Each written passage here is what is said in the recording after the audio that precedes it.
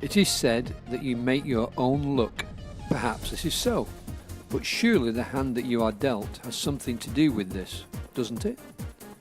What if the field near to where Malo lived had not been the de facto practice area for a keen golfer?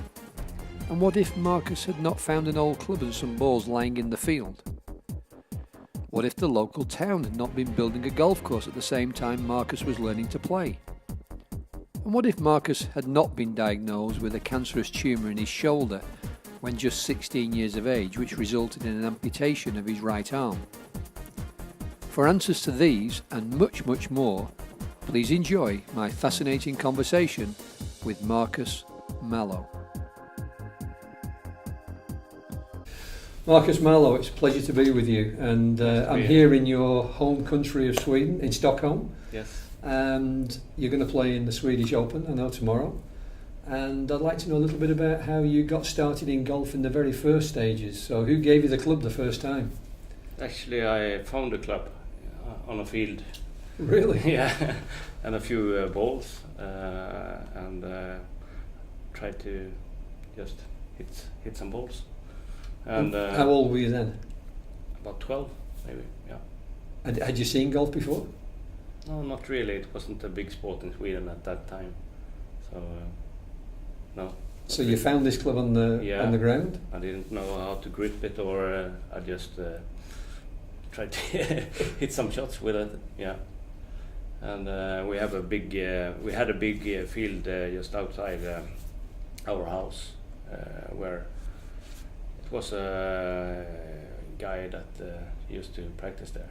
Okay. Yeah, so probably it was his. I think it was his club, because I left it to someone. I don't remember, but I had it for a couple of weeks and practiced with it, and then I left it to someone. Yeah. So what happened then? So you've practiced a little bit. You've now got a bit of a thirst for it. Did you? Yeah. Then it took maybe 2 years. My brother started to play, and I joined him. That was back in '89. Okay. Yeah. And so the next stage then was what, to go to a golf club and play there? Yeah. We didn't have a golf course in my hometown, but they started to build one. So actually, I was playing on the golf course the first day they were opening. Really? So, yeah. And I was stuck. Had you played any sports before that? Because you were 12 years of age, so... Yeah, I started when I was 14 to play with a handicap. I played football and was a swimmer, so I was used to train a lot. Yeah. And then so going through school now, you're doing a little bit of practice, you're going to school. Yeah. And you became pretty good. At that time I had two arms. But in '92 I had cancer, a tumour in my shoulder. So they had to amputate my right arm. So tell me about that. Tell me about how did you find out you got cancer in the arm? What was it like? I had bad pain in my shoulder, and it only got worse. And I went to the doctor, but he didn't want to send me to X-ray. So it took a couple of months before I got to get the X-ray. And then it was hurried. I started with a chemo. Mm-hmm.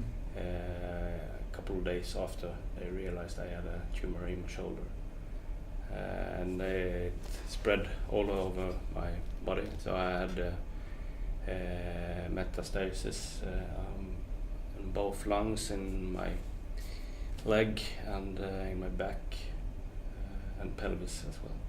So I was lucky.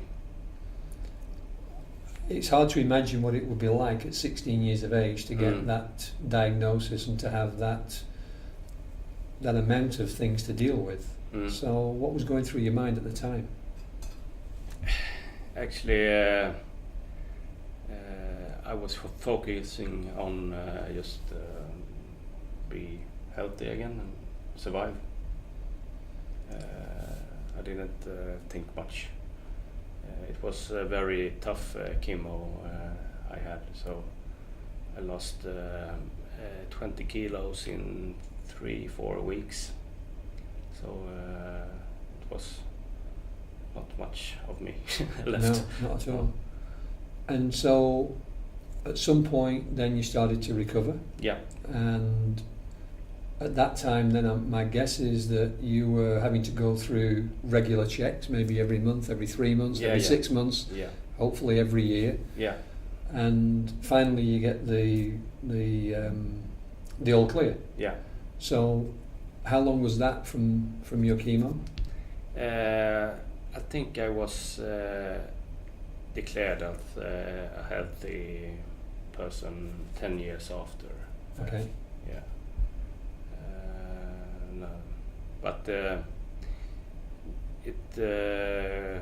chemo worked well. It killed almost everything in my the big tumor in my shoulder, and the metastasis, they were killed. So it went well, the chemo. What was that period like while you were keep going through these checks? Because you had to keep going back. Yeah. It was tough. I felt very bad when I got the paper from the hospital to go there. To go again. Yeah. It didn't feel good, but yeah, you had to do it. Different kind of pressure. No pressure when you stand on the first tee now. No. After that. Yeah, it still is, but yeah, but in a different way. Yeah. So how long did it take you then to get back to doing, and I'm going to use inverted commas when I say this, to doing normal things? Because clearly I would imagine that a lot of your focus during that period of time was on getting healthy. Yeah, as I lost so much in weight, I started to practice in the backyard back home.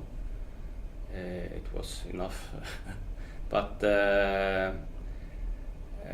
then I saw a guy in the newspaper that played with one arm, and I thought that if he can play, I can play with one arm. So I started to play on the course. I went to the guy at the course and wanted to raise my handicap to 36 again. And I got 36, and then it took one or a couple of months. I was down to 18, and yeah, it went pretty good. Because you still thought like a good player, even though maybe the technique was different. You still had the mentality and the strategy of a good player. Yeah, exactly. Yeah. So tell me then, as you started to progress and your handicap started to come down, did you have any aspirations to be a really good player, or were you just competing and just playing? Yeah, I was thinking about maybe I could be get a pro, but I realized that I didn't hit that far that I needed. But I have had a great career in handy golf. You certainly have. So you've got a whole string of tournaments that you've won next to your name, big tournaments as well. Yeah. So I don't know where you want to start. Do you want to start in Britain, or do you want to start in the United States, or do you want to start in the world? I started to play the British Open amputee tournaments back in '97, I think. And the first time I was beaten by a one-arm guy from England. He was really, really good, and I thought that I think I never can beat him. Nick Faldo, Yes. really nice guy. playing really good, and so I got second there. But the year after, he didn't play that tournament, so I won, and I won 5 tournaments in a row. Then I started to play the one-arm championship in 2004, and there was Nick. Again, yeah. But I played really good. I didn't know how good the other one was, so I played really good. So I won the first appearance 2004 in Scotland, Balbirnie. Yeah, nice course. But I didn't play against Nick. But the year after in Ireland, I played with him in the final and bet him on the 18th hole. So went down to the last. Yeah. Really good match. I was down until the 17th and won that one and halved the last hole. Yeah, for a win. Yeah. And so then you not only won those 2, but you won several more British Opens as well. Yeah. 5 British Open and 1 US Open. What was it like going to the US and playing with the guys there? It was a big tournament, really big tournament. About 130 competitors. So it was a really huge thing there. It was nice, really nice. It was in Carmel, so nice courses and nice people. Yeah, good golf. And then there was a World Championship. Yeah, World Championship for one-armers were in Balbirnie and in Ireland when I bet Nick Chapness, and the team World Championship in Japan. I think it was 5 years ago. Mm-hmm. Yeah, I was in the team that won against the Americans then. Now you play left hand, backhand. Yeah. So when you started to go back to pick up a golf club for the first time after losing your arm, did you give any thought to playing the other way, playing forehand? Yeah, left hand? but I can't hit the ball with from the other way. No, it's impossible to do that. Yeah. And you've seen players play both ways. Yeah. When you speak to the guys, is there any difference between backhand and forehand, do you think? No, not really. Maybe the forehanders hit a little bit longer, while the backhand players are maybe a little bit straighter. Okay. Yeah. And tell me about golf now and what golf means to you, because it's obviously an important part of your life. You've travelled the world. Yeah. So tell me a little bit about a lot golf. For me, yeah. It has always been my thing to do when I'm not in a good mood. I go and hit some balls and suddenly I feel better. Chill out, yeah. And it's very important, piecing my life. And what about some of the takeaways that you've got for other people to learn from your golf that you've experienced? Because clearly there's a lot of people that would love to be able to do what you've done in your golfing career. Yeah. So have you got any advice that you might be able to pass on to them? I don't know, maybe keep the ball in play. Yeah. Be straight. It's always a good thing to do. Yeah. You would be involved with the Henrik Stenson Foundation. I know he has his Handy Golf Foundation. Yes. And I think you certainly went to the last one, I know, but I'm not so sure if you went to the first one as well. I think you probably did. I did, yeah. Tell me about Henrik's involvement in Handy Golf and what that means to the players from Sweden. It means a lot. He's a great, how to say, inspiration for us, and he's a very nice guy, and he is curious how we do in the world when we are playing tournament, sending us messages, and so he's a really good inspiration for us. There's quite a few players in the Swedish team now, isn't there? There's kind of a cohort of players that's a pretty strong team.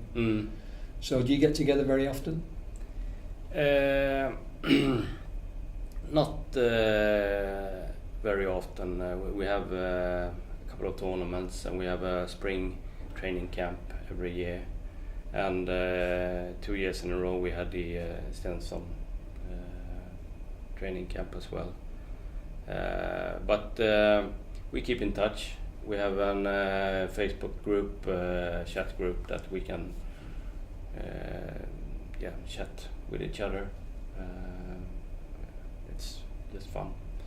And you've got some good young players coming through now. Yeah. So they're going to challenge you. They're going to be trying to take your place. Yeah, hopefully they do that, but not yet. Not yet. Not yet. So you played in the recent European Championship down in Troja. Yeah. Had a good performance there. Yeah, I played all right. Yeah, it was a tough course and really nice course. I really enjoyed it. I know that every player did it. It was a really nice spot. It's quite a big change because now the European Golf Association run that event. Do you notice any difference? The fact that the European Golf Association now are headlining that event, and the European champion sits alongside all the other European champions that they have throughout the year? No, it was more professional this time. It felt more for real. It was really good tournament, well organized. And trying to get the medals around your neck, I'm sure, for 2019 for the team championship. Yeah. So, because I think Sweden, they had to watch France last time. Yeah. Pick up the trophy and pick up the gold medal, and Spain the silver medal. So, what's your plans for 2019 with the team? I think we have a pretty strong team. Johan Kammerstad has not been in the team, and probably he is the strongest player we have. So I guess that we have some aces still to play. Yeah. That's the thunder that's out there, thunder and lightning out there. So the players will be coming in very quickly.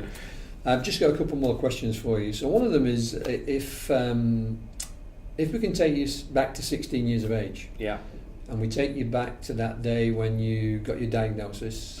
Have you got any advice that you would be able to offer to somebody else who's facing a similar kind of situation?